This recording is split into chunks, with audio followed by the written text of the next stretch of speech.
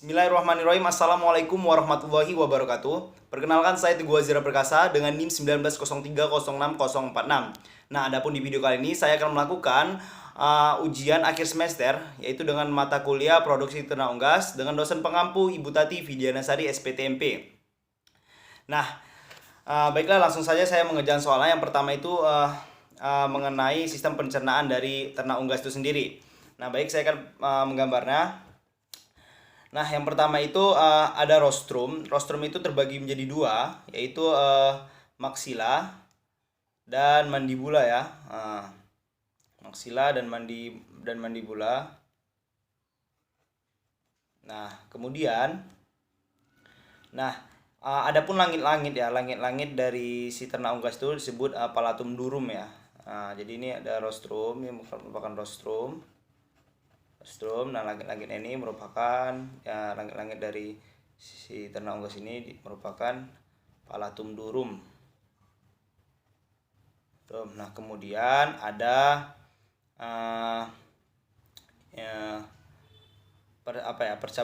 dua percabangan yang mengarah ke sistem pencernaan dan sistem pernapasan, itu disebut paring ya, sorry. Nah, jadi ada percabangan itu disebut dengan paring dan nah ini dia ke pernapasan, disebut dengan paring.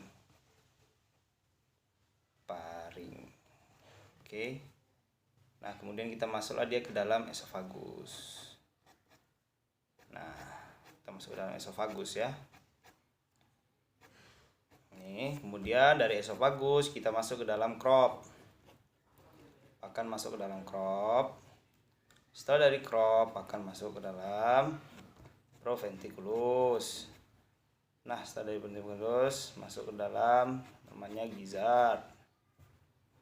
Nah, ini gizzard, kemudian masuk ke intestinum tenue. Nah, ini intestinum tenue seperti ini. Nah, seperti ini ya. Kita lihat sama.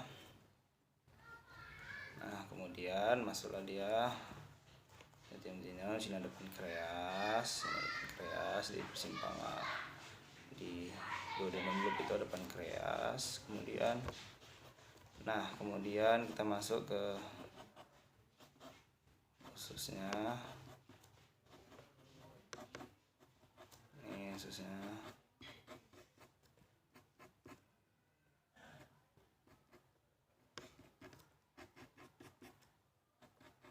Sus halus.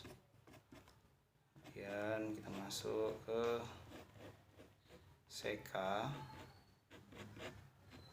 Sini ada seka, kemudian kita masuk ke seka. Setelah ada seka kita masuk ke sinum krasum. Sini ada rektum. Kemudian masuk ke kloaka. Nah, di kloaka ini ada 3 saluran. Yang pertama coprodeum, kemudian ada uredeum,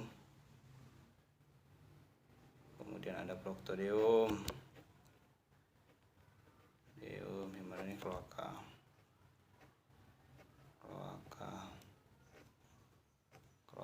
Kemudian ini ada seka. Ini panjang ini semua. Disebut dengan intestinum tenue. Kemudian sini ada duodenum.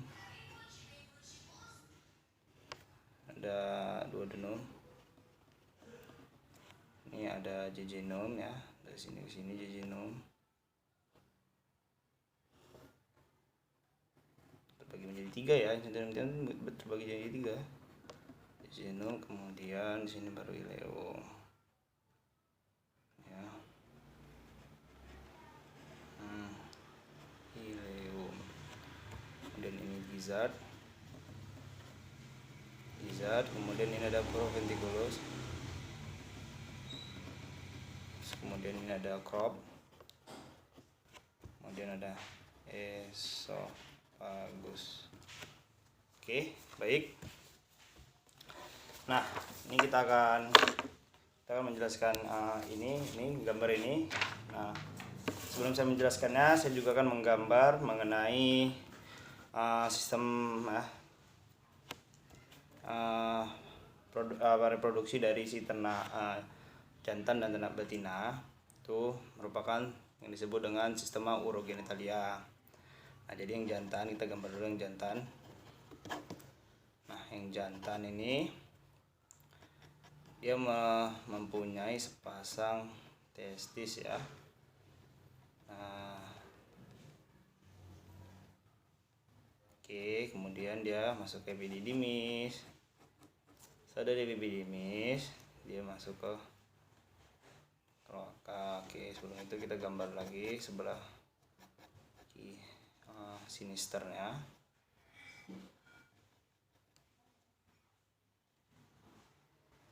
Nah, ini dari epididymis masuk ke vas deferens, kemudian masuk ke kloaka. Nah, ini jantan, ini testis, epididymis, vas deferens, kemudian ini kloaka. Nah, kemudian kita betina ya. Yang betina ada namanya ovarium. Nah, ovari dulu, kemudian kita masuk ke ovidaknya. Di ovidak itu ada bagiannya yang namanya infundibulum ya, kemudian simpang magnum, masuk ke magnum. Simpangnya kecil saja, magnumnya agak besar sedikit. Oke. Dan kita masuk ke ismus. Kemudian masuk ke uterus.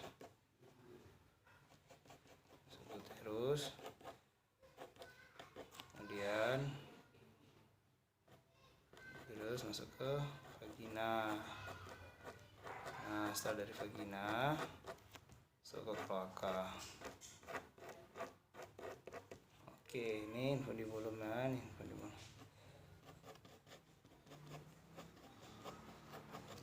Oke, infundibulum, magnum, kemudian ismus, kemudian uterus, kemudian vagina, kemudian kloaka.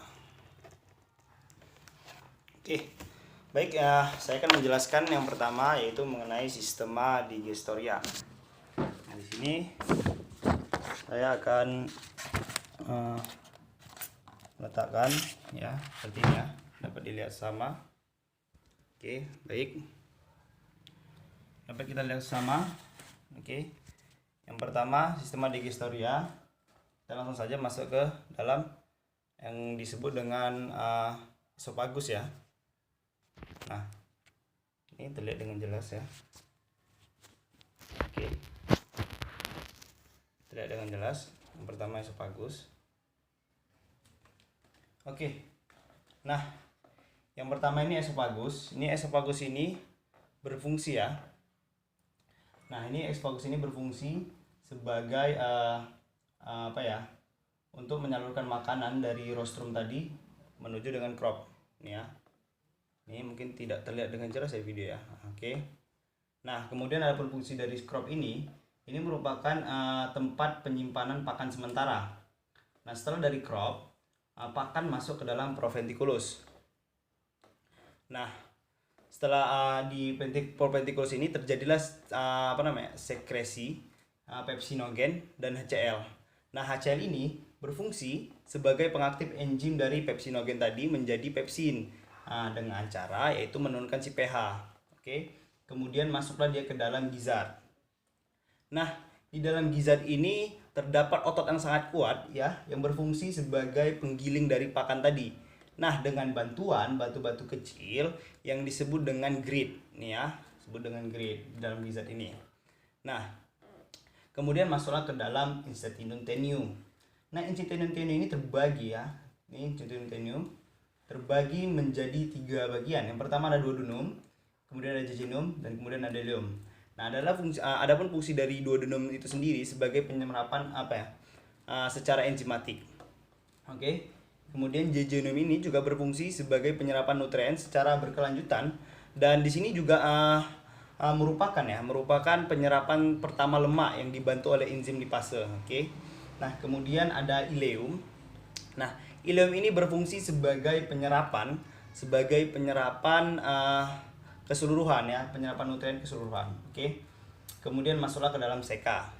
Nah, seka ini berfungsi ya sebagai pencernaan fermentatif ya di dalam seka ini. Nah, kemudianlah masuklah kita ke dalam usus besar atau intestinum crassum. Yang pertama ada rektum. Nah, rektum ini, di dalam rektum itu terjadi penyerapan air, namun hanya jumlahnya yang sedikit gitu ya. Nah, kemudian masuklah dia ke dalam 3 muara, itu yang disebut sebelum dia ke kloaka ada 3 muara. Itu yang pertama ada coprodeum. Ini coprodeum ini sebagai saluran ini ya, saluran pencernaan. Kemudian ada uredeum, itu saluran urin ya, sebagai saluran urin. Dan proctodeum itu merupakan saluran reproduksi ya. Kemudian masalah kloaka, ada sebagai saluran pengeluaran tadi. Oke. Nah, kemudian di dalam sini ada 3 ya, ada 3 organ tambahan ya di dalam di dalam sistem digestorinya. Organ tambahan yang pertama ada pankreas. Ini pankreas. Ini pankreas. Ini pankreas, di sini ada pankreas. Oke.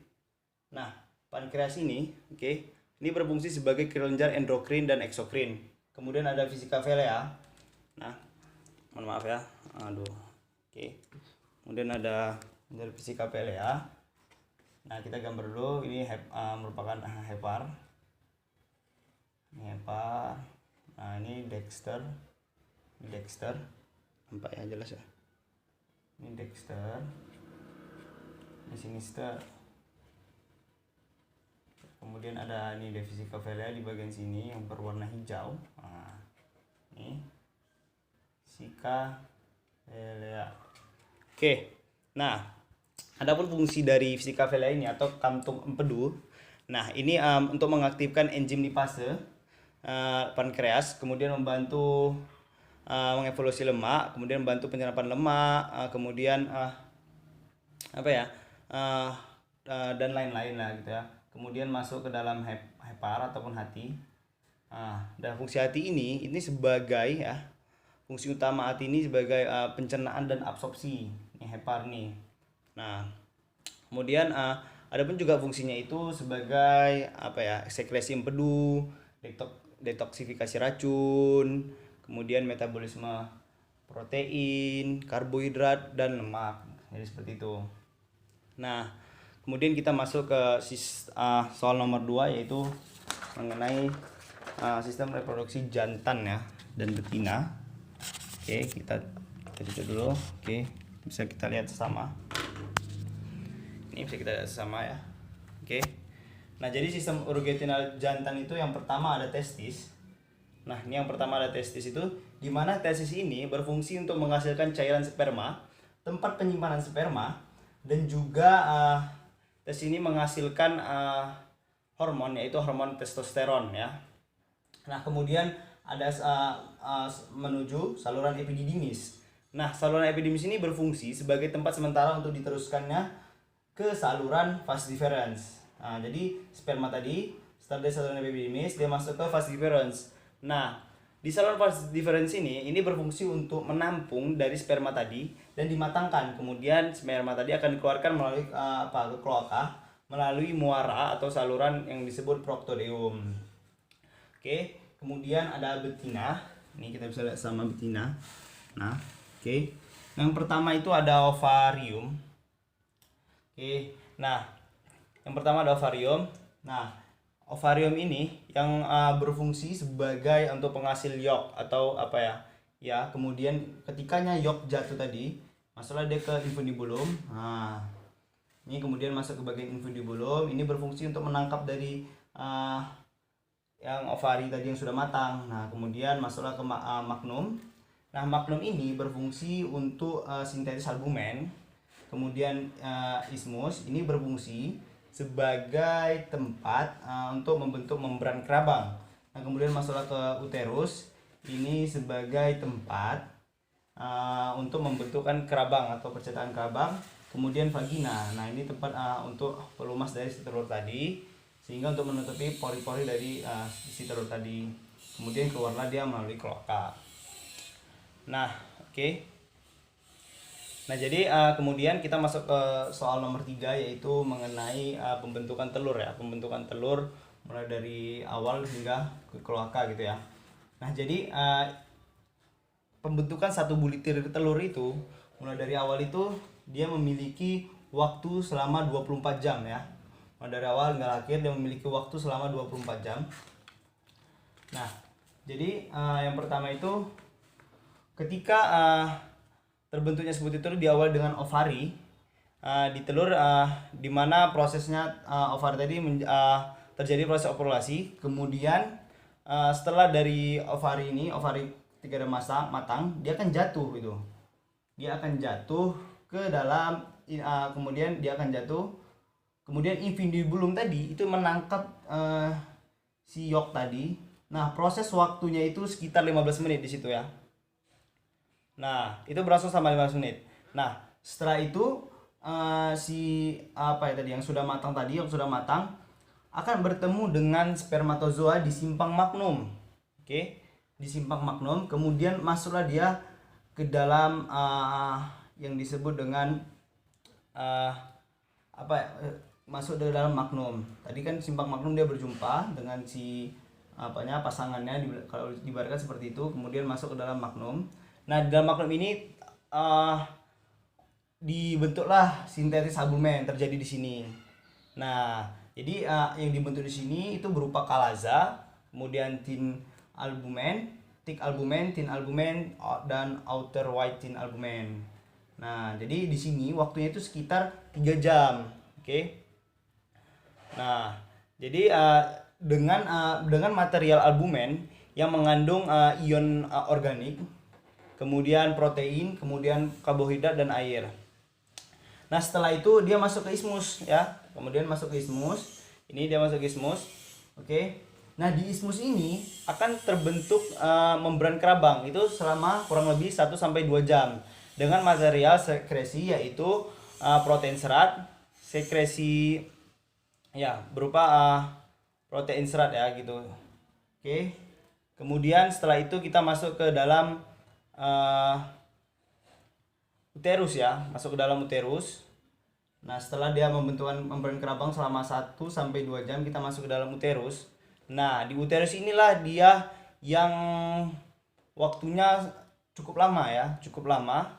Nah, ini sekitar 18 sampai 21 jam.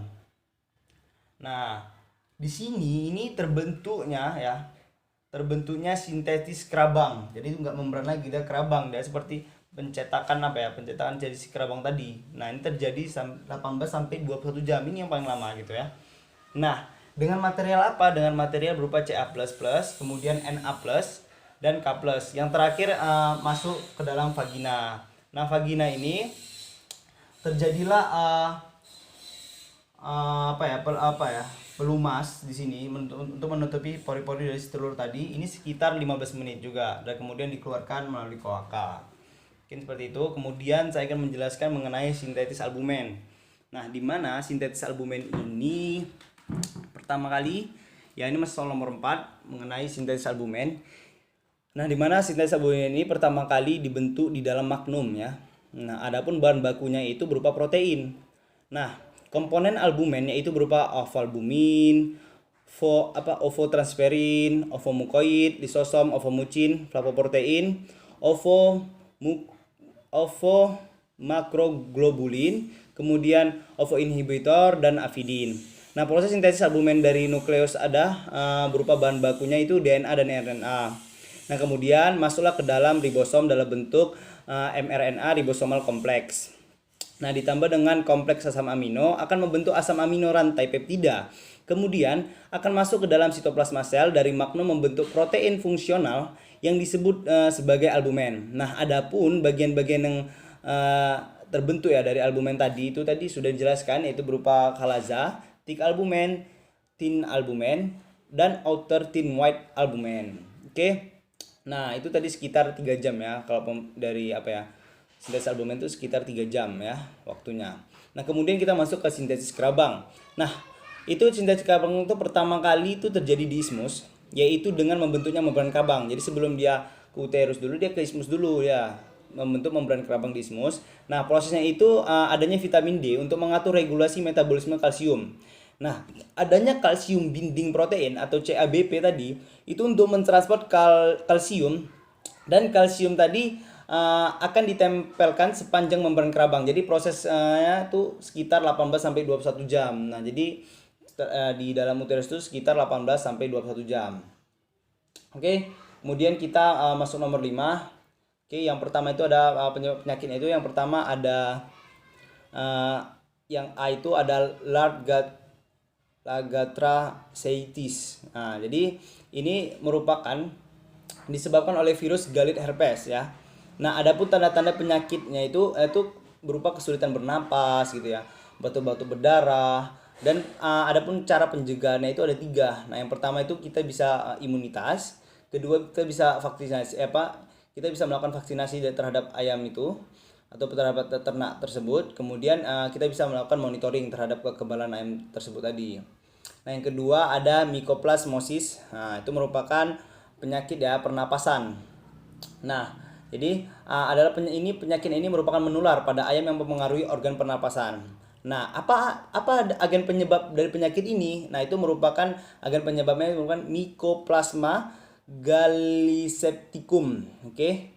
Nah, ini yang merupakan bentuk peralihan antara bakteri dan virus. Nah, pencegahan dari mycoplasmosis tadi ini itu pada ternak unggas dapat dilakukan dengan penerapan tindakan biosecurity dan pemberian vaksin secara teratur.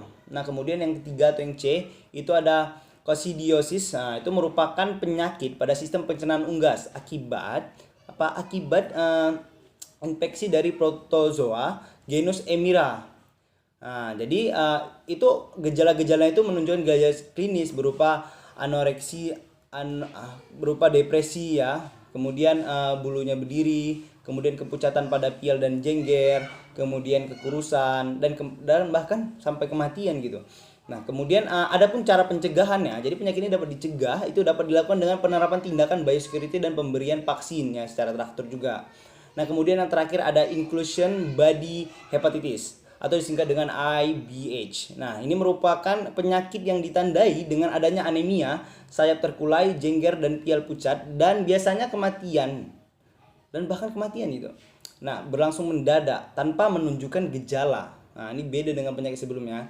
Nah, kejadian penyakit ini sering diikuti oleh infeksi penyakit lain yang disebabkan oleh bakteri dan jamur maupun virus gitu ya. Penyakit ini disebabkan oleh aviadenovirus. Nah, berasal dari familia Adenoviridae.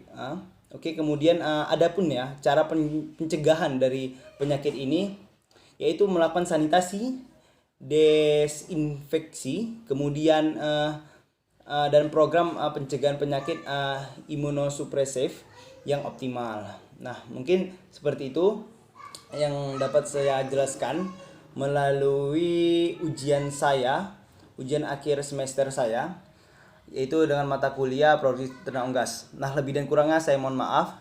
Billahi taufiq wal hidayah. Wassalamualaikum warahmatullahi wabarakatuh. Terima kasih.